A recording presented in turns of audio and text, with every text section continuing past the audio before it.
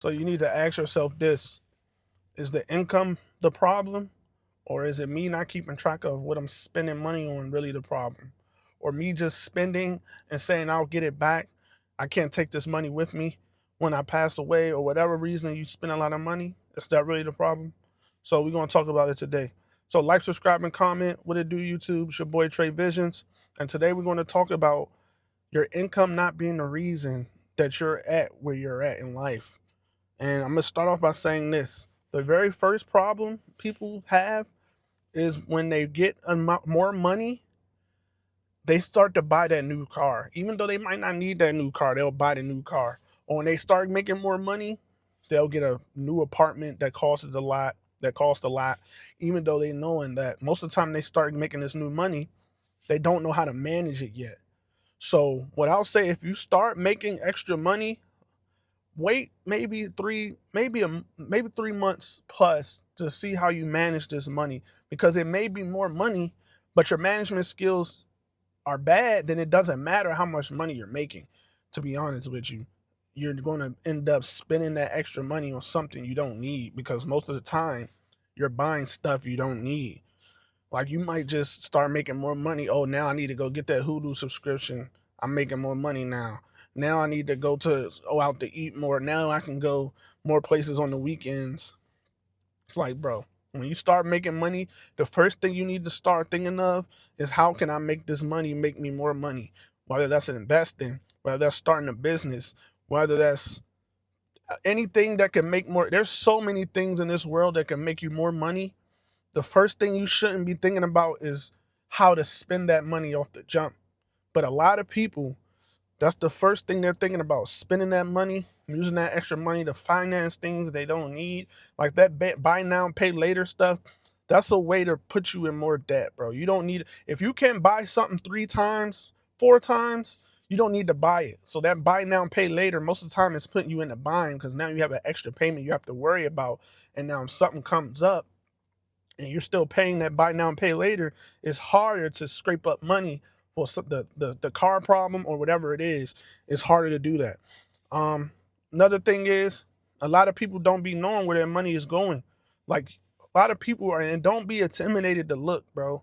A lot of people are intimidated to look and see where their money is going on the regular. It's like, and sometimes it happens with me. It's like, man, I want to keep track of my money, but I'm scared to see my finances. I'm scared to see where this is going, where is that going. I'm scared to see how much money I spend on food. I'm scared. But it's like, bro, you got to take that. You got to take that step. You got to know how much you're spending money on this stuff, or it will never change. You keep being scared to check. You keep being scared to get your finances in order. You're going to be scared your whole life. You're putting your mind in a state that just makes you scared to make a change in general. Checking your bank statements regularly. That's kind of ties into where all your money is going. When you buy stuff, when you're out and you're just buying stuff, like say you go to the mall, you're just buying, buying, buying. After I go to a store and I buy something, I check my bank statements. I'm making sure that I'm not spending too much money in this mall. Because when you go shopping, bro, you can end up running up 500 to a thousand on stuff you don't even need. You just buying shirts, you just buying stuff that you probably won't even wear. It's been a lot of times I just went to the store and I bought shirts, stuff that I never worn, still in my closet. I end up even giving it away or donating it. So just be mindful, like when you're going out shopping or going out to buy stuff, bro, try not to buy too much stuff that you're not going to wear. Don't buy it just because you like how it look. Buy it with a purpose. That's a good thing. Buying it with a purpose. Um, Knowing what's actually left after you leave this store, and going into the mall, knowing how much you want to spend, minimum, maximum, things like that. Don't just go in there thinking like, hey, I'm going to be spending, man. I'm just going to be spending on whatever it is, on the mall, food, whatever it is. Don't just think that you're going to be spending without a plan. And that's the number one thing.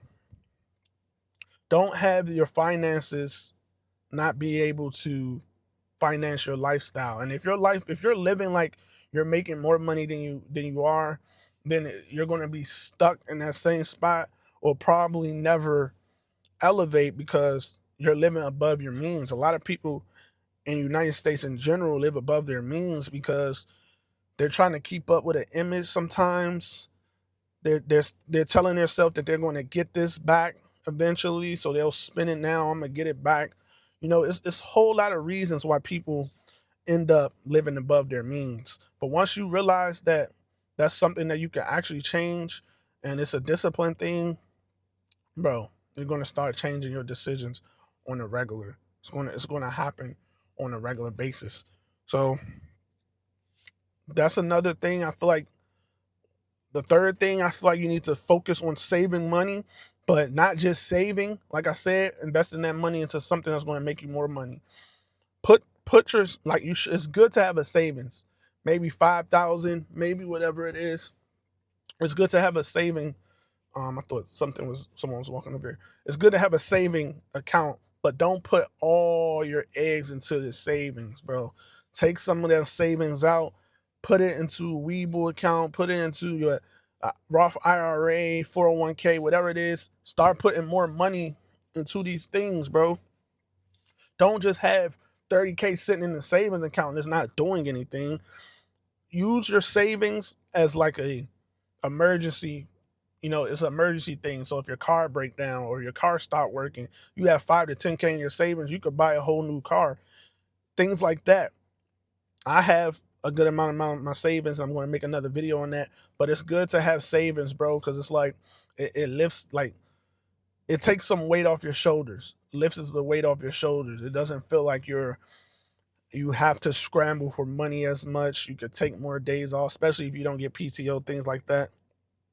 So use your savings as an emergency fund, but invest a lot of money into stocks or whatever it is. If it's a business, YouTube, whatever it is, try to put money into your investments. So a lot of people, and this is the fourth thing I feel like the problem is, a lot of people are not, they're spend first, check later.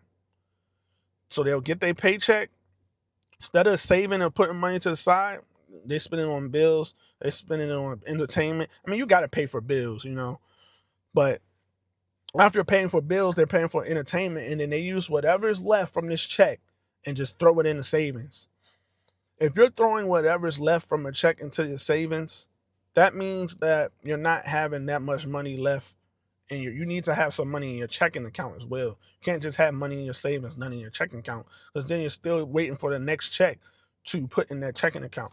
So you need to have money in your savings and in that checking account, man.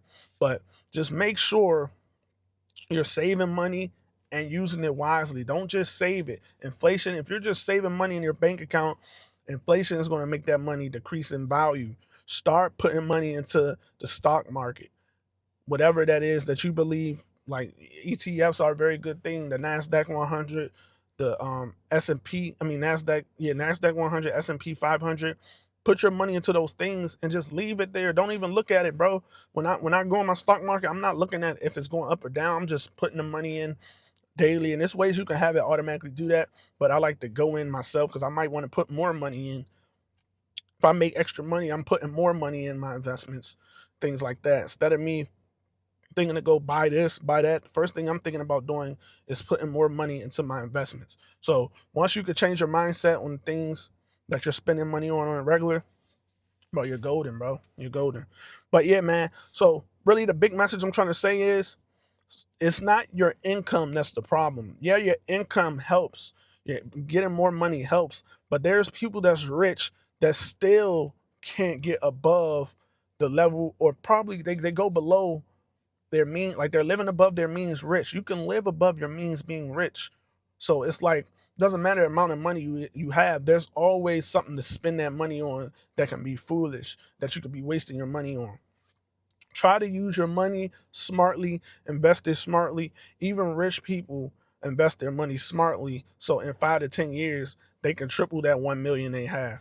So it's like use the money you have. It may not be 1 million. You may have 10,000, but if you could triple 10,000 in 3 or 4 years, that's good. It's still a plus. It might not be the million or 100,000 you want, but it's still a plus. You're making money regardless. So yeah, that's all I'm saying, man. That's really all I have. Like, subscribe, and comment. It's your boy Trey Visions, and I'm out.